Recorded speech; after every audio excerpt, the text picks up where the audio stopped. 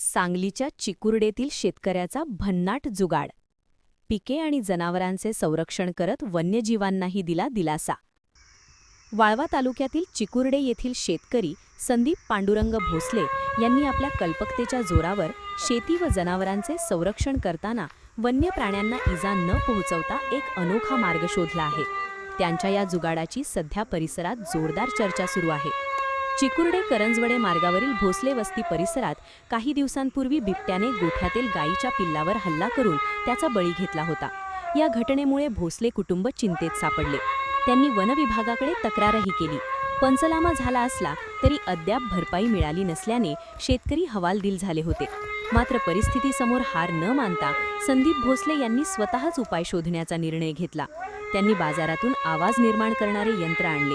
या यंत्रातून विविध प्राण्यांचे आवाज निर्माण होतात. रात्रीच्या वेळी हे यंत्र सुरू ठेवून त्यांनी बिबट्यापासून जनावरांचे संरक्षण करण्याचा प्रभावी उपाय केला आहे.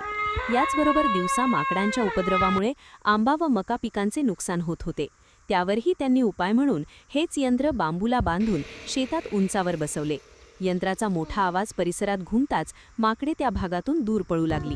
परिणामी पिकांचे नुकसानही मोठ्या प्रमाणात कमी झाले आहे.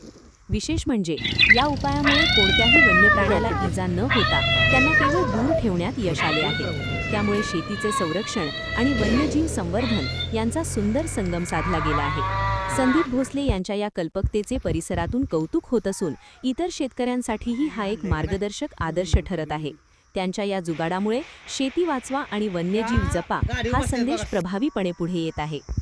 नमस्कार, मी संदीप पांडुरंग भोसले, चिकुर्डे गावचा रहिवासी असून मी एक शेतकरी आहे. माझ्या रानामध्ये वांढरं भरपूर आहेत, त्रास देतात. आणि त्यासाठी मी एक मशीन आणलेलं आहे. बिबट्या पण आपला त्रास देतो तिथं. ते 4 दिवसापूर्वी माझं एक कालवड बिबट्यानं खाल्लेलं. त्याच्यावरती काही वन विभागवाल्यांनी पर्याय केलेला नाही. तेवढ्यासाठी मी ह्याच्यावर काय फरक पडतो का ह्यासाठी मशीन आणलेलं आहे. ते बऱ्यापैकी फरक पडलेला आहे. या मशीनीच्या आवाजानं माकड वगैरे असं प्राणी पळतात असं तुम्हाला वाटतंय का? वाटतं. कसं आवाज जरा करा बघू ते काय.